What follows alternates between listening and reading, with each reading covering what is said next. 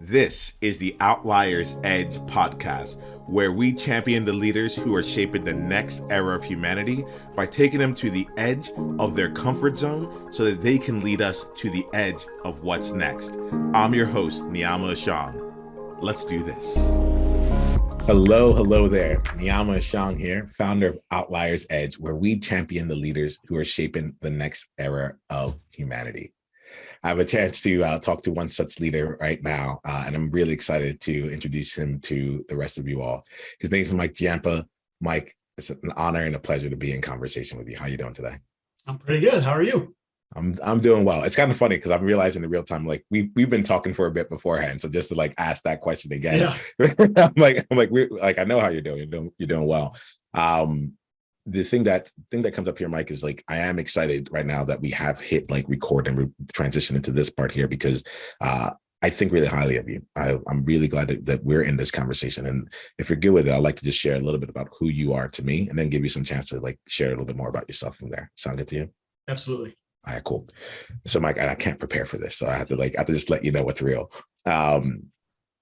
Mike, I think I've known you for years here, and one of the things that has always struck me about you has been there's been two things: both your leadership and what I'll say like your demeanor. But what I mean is like who you are being through the work that you get done, right? So when I think about you, I'm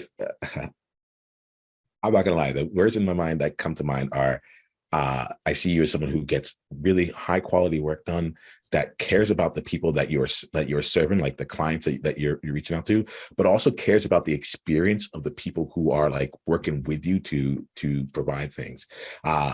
And one word that like I'm smiling right now because it keeps coming to mind. I'm like, this guy's just cool, and like and I mean that from the standpoint of I find you to be like a very like I'll say whole, like a whole person. Like there's more to you than just the career. There's more to you than just like we have to get things done. You actually bring with it an energy of wanting to wanting to be in completion, while also respecting all the parts of like what it takes to be a human doing like bringing a project out to life. So I want to let you know, like, I really respect you. I'm glad to be in conversation with you. I'm curious about how you look at your world and have like created and curated your world this way. But more than anything else, I'm just glad that we're in connection and having this conversation. I appreciate that, Nemo, and appreciate that intro. And one thing that just jumped out at me at the start is you introduced yourself as Niiamah. So are you still going by Nemo or? Yeah. So yeah, let's talk about that. I am Niiamah now. You have known me as Nemo for like, you are very much, you don't have to worry about it. You have to think twice about Nemo versus Niiamah. I've gone through my transformation journey on that, and it's not a delicate thing to me anymore. It actually, yeah, I'm out next, I'm at the place where I'm like, oh wow, like you really know me. You've known me since, so yes, Nemo is more than appropriate here. Don't think twice about it. And we'll just continue on from there. So thanks for asking. And I love that, and good for you, and happy to, I know that's not where we want to take the conversation, but I know how important that is. And so yeah, let's for me, I'm like, there is no place that we really need to take the conversation. So like what I found is like, let's just have the conversation. And my sense is wherever the conversation goes is like the most important place and the most meaningful, and that has almost always proven true. When I come in with an agenda and I try and enforce things in certain directions, things just get stagnant. So let me ask you this here, Mike. Like, I've shared who you are to me. I'm happy to come back to the names and some of that journey in a bit, but I do want to give you some space to just talk about you, like share who are you in the world. Yeah, so I'll try to do the quick version, but yeah, I mean, grew up in Chicago, started my career with Deloitte in Chicago, which is where we met. Started as a retirement actuary. I always loved math, didn't really know what I wanted to do, math, business, the intersection ended up being actuarial consulting. Started my career as a retirement actuary, kind of transitioned fairly quickly to doing M&A, so doing mergers and acquisitions, deals in the HR space. Got my MBA, and then I actually moved from Chicago to LA and from Deloitte to PwC about 8 years ago. and been living in LA area for the last 8 years with PwC. I made partner about 4 years ago. I'm in the deals practice at PwC. And first of all, that intro was a little too much. I feel like it was very nice. I appreciate you saying all that, but you touched on a couple of things that really resonate with me, which is, the two things I really love about my job is my clients, working with clients, and my team, my people, my peers, my team that helps me on a day-to-day basis, my partners that I'm going to market with. I love doing the work. I love executing work. I love doing what I do, but that's not the stuff that really keeps me happy. The stuff that keeps me happy is connecting with the team. It's connecting with clients. And I'm in consulting. You know what consulting's like. It's not an easy job, right? I mean, we're on demand to clients. We work long hours. It's somewhat unpredictable.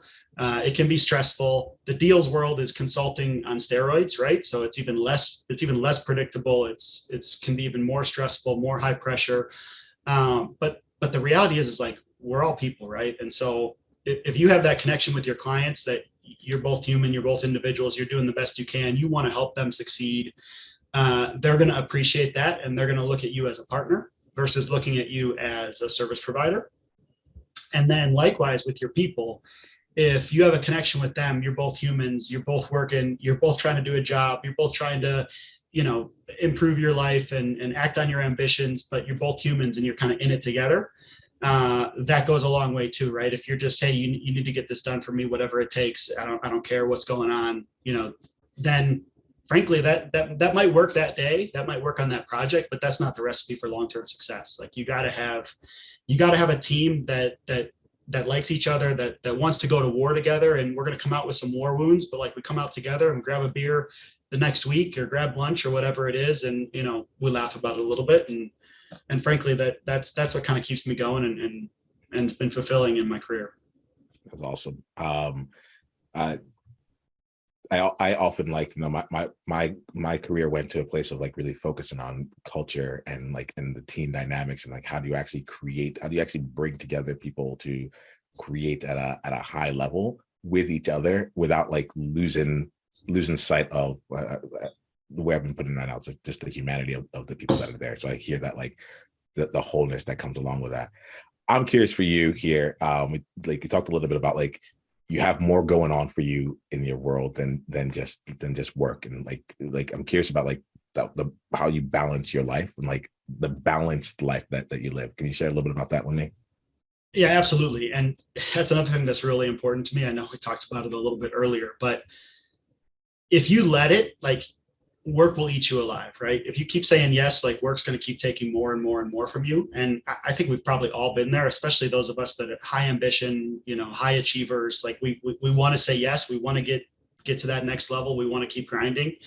And trust me, I've done that. And in some ways I still do, right? But like for me, you have to have a balanced life because we do work really hard.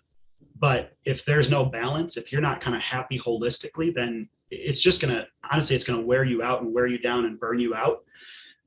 So for me, like, obviously I've put a lot of effort and focus into work. I give, high ambition and trying to succeed. And I have kind of succeeded pretty well, but it can't just be just that. So I have a lot of focus on my family as well. I got a beautiful family, 4 kids, wife.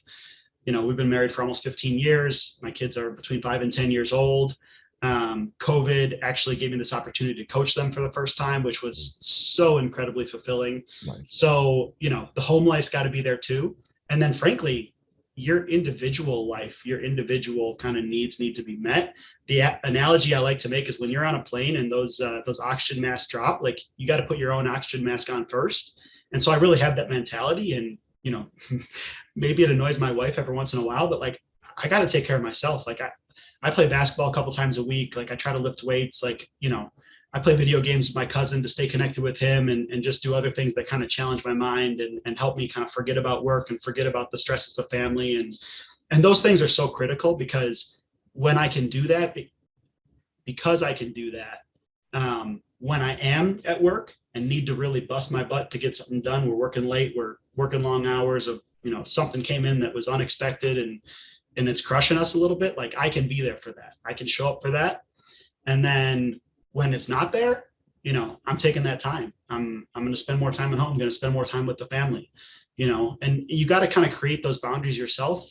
Some people are going to say I'm a partner, so I have a little bit more control over my time and everything. But honestly, I've been doing that for a lot of my career, and you got to create those boundaries for yourself.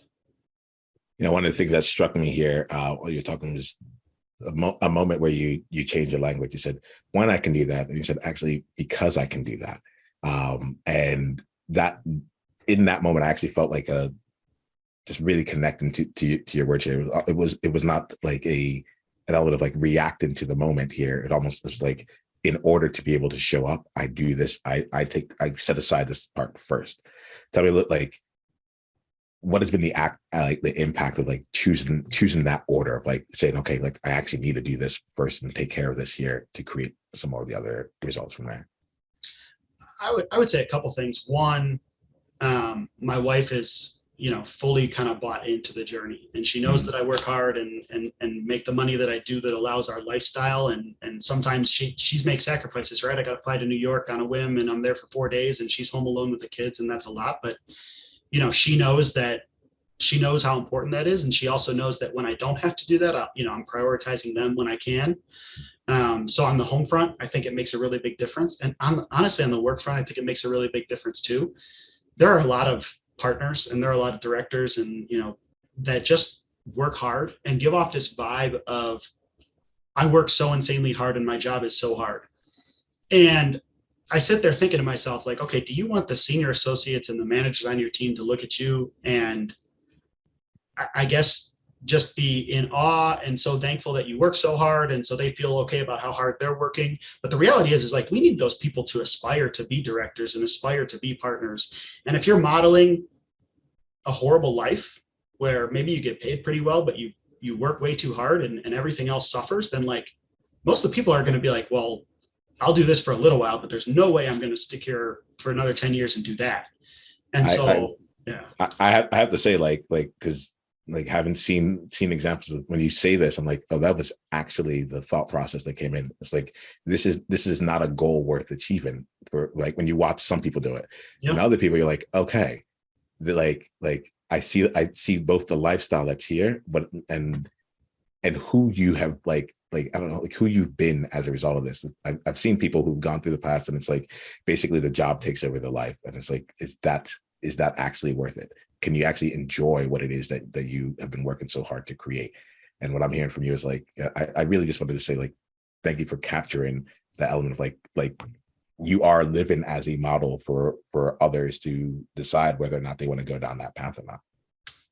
Yeah, it's funny. I started my career, and I think similar to you, it's like a lot of people around me were like, yeah, I don't ever want to be a partner here. And in the back of my head, I was like, I kind of do. Yeah. But I think there's a lot of people that just see that and don't want to do it. And the funny thing to me is, like, I think there are a lot of partners and directors that actually do have a pretty good and happy life. Yes. But for some reason, this defensive mechanism is like, no, I can't let them think I'm not working hard, because then they're not going to be willing to work hard to help me. And I get that to some extent. Like, my team doesn't want to work till midnight if I'm on the golf course all day, right? And they think I'm just like living off their hard work. So I get that defensive mechanism, but I don't know, the whole modeling behavior and having others want to aspire to that level is critical to the success of the firm. We got to grow people and have them want to aspire to those next levels. So like, I get curious here, like as we're talking, I hear like the leadership mindset that you take on. I'm going to call it a leadership mindset. It might just be like the Mike's way of like living life, but I hear the leadership mindset that you have, and I'm kind of curious, like how that has played out for you. The space in my mind here is like, all right, you made partner 4 years ago. Like, there's still a lot of your career left. And I get really curious about like, how do you balance that? Because a lot of people who listen to this are other high achievers who have, they're leading divisions. They've gotten to a place early in their career that most other people still like aspire to get to. And I just get really curious about like, what happens when you get there, or like you get to the place most people are looking to go to. What have you found from there? Like any thoughts, anything that you do to keep yourself on your game? Yeah, it's a good question. And so it's an interesting dynamic in consulting, right? If you just look at the levels from the outside, at our company, associate, senior associate, manager, senior manager, director, partner. Partner's the top level. Everyone's working hard. You're trying to get to that partner level. And that's how I felt for a really long time, even as I was approaching partner. What I came to find out maybe a couple of years before I made partner, and then certainly once I made partner, is once you make partner, there's a whole new kind of career path that opens up. And in the partner world, you're at the bottom rung. You're entry level partner. You just started. But that has always excited me from a year or two before I made partner. And I kind of started figuring out that part of the journey is once you make partner, there are so many different paths your career can take. You made partner doing XYZ and XYZ market. And, you might spend your 20 years of partner just doing that and getting better at it and trying to grow the team and grow in the space. But you might be asked to move across the country. You might be asked to move to another country. You might be asked to go help start a new practice somewhere. You might be asked to take on various leadership roles. And so that kind of career nodality was a really cool thing for me, and kind of inspired me and gave me energy as I was getting to partner. And then in my first few years of partner is like, okay, now what? Obviously when you're kind of a brand new partner, you got to put your head down, you got to execute, make sure you're actually hitting your numbers and being a good partner. But me, Niiamah, kind of like very early on, I'm like, okay, well, what's going to happen from here? Where are the various paths my career can take, and which one looks kind of interesting to me, and which one fits with my skill set, and how do I kind of mold that path? And so, I've been doing that within my career as a partner, and been getting those types of opportunities. Some I kind of created for myself, some I raised my hand, made sure I made the right connections, and got the opportunities. And, frankly, I'm excited about, the next 5 years, the next 15 years in terms of kind of where it's going to evolve. And there's no way I can even tell you exactly how it's going to evolve. And that's exciting. I love that for you here, because when you get into the place of, I heard that there was more to go. There was almost like starting something afresh here that excited you. And it took me to a place of just really capturing that mentality of, it's almost like, even though I've made it, now there's a new mountain to climb. It's like climbing a mountain. I know exactly what's come up here. When you talk here, it reminds me of the story that I heard about someone who would take people on to go climb mountains, and the person would take them up to the peak of the mountain. And when they got there, there would be they would find that there was actually another peak afterwards, and he would, at that point, he'd be looking everyone in the eye, and he would see the people who were downtrodden and be like, oh my gosh, this isn't it. He's like, okay, you're not going to be able to continue with me overall. But the people whose eyes lit up and were like, oh, there's more to go here, there's another thing to go. It's like, I can see where you're going. I know how to support you. So when you share this story to me, that really resonates from that perspective, and really just from the standpoint of continuing to, it almost feels like continuing to redefine yourself within that career. It feels like you're starting over. Honestly, it doesn't feel like it's like you've made it to the top, only to find okay, now there's way more room to go. And so I want to explore that a little bit, because I know people who have made it to the top of their industry, and then they get scared to say okay, what if I go and I try something different? I'm going to have to start all over again. And I've accumulated my strengths. You made partner for a reason. And if I'm hearing you right, it's what got you there was not the thing that was going to get you to whatever came next. So I just want to explore this just a little bit more from your experience around it. What do you have to share on that? Yeah, absolutely. And when I made the jump from Deloitte to PwC, that was tough. It's tough to change careers. It's tough to change jobs. It's a leap of faith. You have to take a bit of a leap of faith, right? Because I was at Deloitte for 9 years and built up all these relationships and a reputation for the quality of work I could do, and this path that I was on, and promotions, et cetera. And it's tough to take that leap of faith and kind of put all that behind you and start all over. But I don't know, for me, you got to keep betting on yourself. You got to be willing to keep betting on yourself, and just have the confidence that whatever challenge you take on, you can excel at. And I don't know, I mean, my mentality is going to come off bad, but it's I can excel at whatever I put my mind to, whatever I want to. And so what is that next challenge? And to your point that you were making a second ago, is I need that. If I take on a new challenge and then master it, I'm not happy to just keep doing that.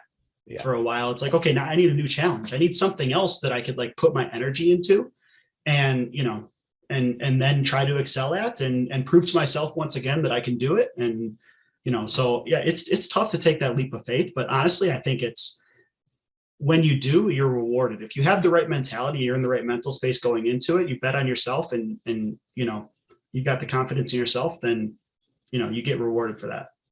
Yeah, it's funny. You said earlier, like you're like, this is gonna sound bad, and I braced myself. I was like, all right, what's coming, right?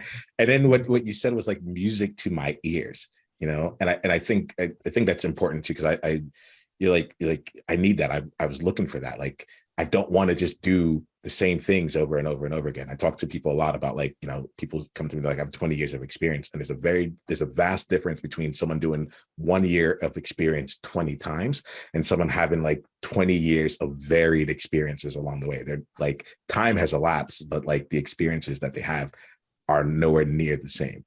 And it's something in that, like, I get curious about all the things that you would say that are going to sound bad, because like to me, I feel like that's a space that like I like what I call outliers. And it's just like a mentality. It's just a mentality of like, hey, I see where like the norm is, and what drives me puts me outside of the norm. Not, and it doesn't mean up, down, just like it's just a different result than what other people have. And so I'm like, I want to get in a little bit more on like diving into that mindset that of like, yeah, I want that variety. I want that there. I'm also mindful here of like, as we're talking, I'm like, I'm really curious. I'm curious about you, super curious about like how you keep constructing this, I'll say, how you keep constructing the game for yourself. You had 9 years at Deloitte, then you came in, like you went 8 years, 4 years, and you got partner, and you like then made a new game for yourself on there. So I get really curious about that. So if there's anything you want to say, if there's anything that you haven't said yet about like continuously recreating the game to make it fun for you, let's go ahead and say that. And then like, we have some time, I'd love to just like open up for anything that you have for me or any questions you have for me, because I do want to go back and forth. We've been having some fun here, and I don't want to get too interviewing here. I'm just just really curious. Yeah, I mean, the one thing I'll say is it's not always work, right? So for me, I'm trying to always create challenges for myself and something to learn new and play. I love to play. If it starts with play, like I like to do it, right? Whatever Yeah. that is. Um, Can I just pause on that really quickly here? Because yeah. I will go back here, but like I love the simplicity of that, right? It's like you said, it's not always work is where you started. And then you went like, I love to play. And if it starts with play, I'm in. Yeah. I mean, like I love to play basketball. I love to play video games. I love to play board games. I love to play cards. I love to play chess. Like if it starts with play, I love to play with my kids. Like if it starts with play, I'm in. Like that's the stuff that I really enjoy. And going back to your question about the kind of creating challenges, it's not always work. It's not always going to be work, right? So, as a couple of examples, like 10 years ago, I would have told you like two things that I just don't excel at is probably like cooking and playing golf. If my wife did all the cooking, and I could warm up some dino nuggets, but that's probably the extent of it, right? And I don't know, it's probably 6-7 years ago that I kind of put a little bit of my time and energy into cooking and learning how to cook a little bit more, and I loved it. Like, and I'm not the person, I definitely, I'm not a master by any stretch of the imagination. I'm not the person who's like, oh, this needs another pinch of paprika. I'm the person who could like, you could give me a recipe and it could be complicated, but like, give me a recipe, and I'll get the ingredients, and like, I make it, and it's pretty good, right? Like I'm making risotto, I'm making, all kinds of fun stuff. And so cooking is an example. And it's just like, but whatever that kind of challenge is, especially, if I see something where I'm like, that's something I'm not good at. Yeah. Okay, I need to change that. I need to change that. I need to prove to myself. I need to prove to people in my life, like I can be good at that. Like, let's knock down that wall. Yeah. Yeah, you're talking my language here, and so there's a couple different things. Well, not only you talk about language, a part of me was like, oh no, like I don't cook. I recently figured out like part of the reason why I don't cook is because I always make a mess. I make a huge mess, right? So it's like the food isn't that tasty, and I'm like, oh, this is like an hour's worth of cleanup. Like it looks bad. None of my stuff looks good for Instagram or any of that stuff, right? So as you're talking, it's getting me to think. It is actually open up a space of like, well, what if? what if, and I'm recognizing for myself, and I love to be in the experience of it all, of like, where have I put in some like hard lines, some places of saying like, oh, well, I just don't cook, as opposed to, well, I just haven't put in the time to cook yet. And you that's opening up some doors right now. There's a thing I have around experiences. I was sharing earlier this year, I became an athlete. And it was interesting. It's similar to like the name change, right? So I was Nemo for 20 years. Like everyone knew me as Nemo. And I knew me as Nemo. That's all I knew. And one day I was in a group with a group of powerful people who called me out and called me into myself. And they're like, you don't need to make, ultimately what I heard is, you don't need to make other people feel safe. Mm-hmm. And when that happened, there was just a shift inside. I really cannot actually describe it, but I was complete, you know. But it was also like a stepping into a new identity, you know. And I think about that now as I think about the athlete as well. It was like, I'm stepping into a new identity with this and just choosing this here. And so when I hear you with cooking, and like, there's an element of like, oh, I can also do that. Let's do this. We're going to start wrapping up the conversation in just a bit, but when you see something that like, it has been outside of your realm beforehand, let's say it's cooking, or it's like something like, oh, I can't do that.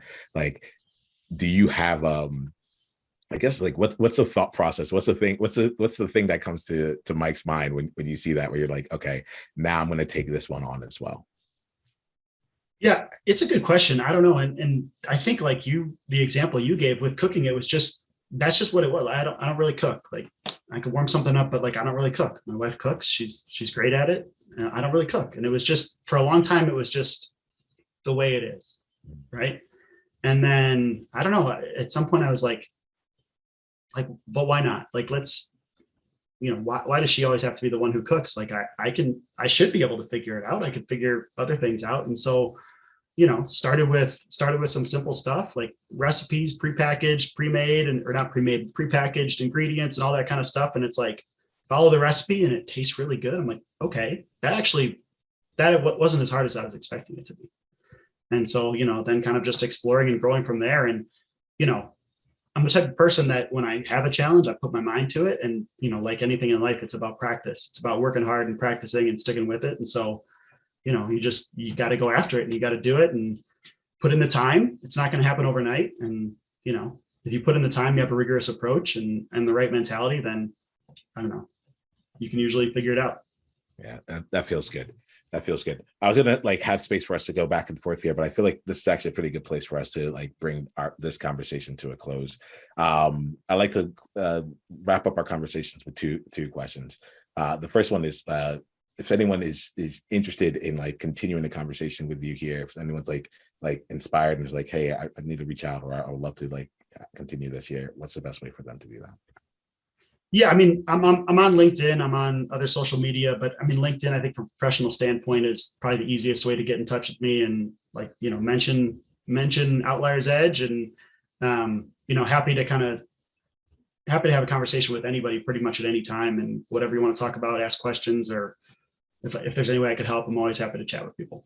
Awesome. So thanks for that.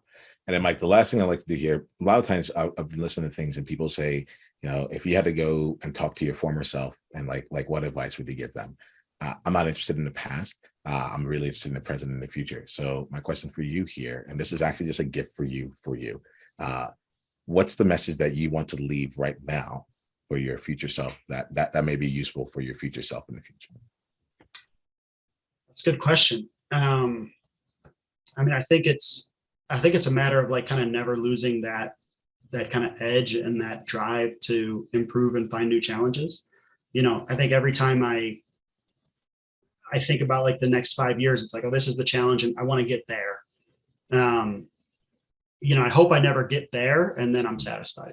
Right. So I think that, and so far that hasn't been the case, but you know, I'm getting old, I'm getting tired. So I think eventually that might be the case, but I hope I look back and kind of have that same revelation and take on the next challenge, whether it's professional or personal or whatever that is. Well, thank you, Mike. I like to just let that sit there. That one was for you here. I appreciate you coming on this year. I appreciate being in conversation with you and also just reconnecting. Thanks for sharing how you see the world. And honestly, just thanks for seeing the world the way that you do. It feels like your clients, the people around you, and yeah, they all get a chance to benefit from it. So thanks for that. All right. Yeah, thank you. I appreciate having this conversation. It's good to reconnect with you.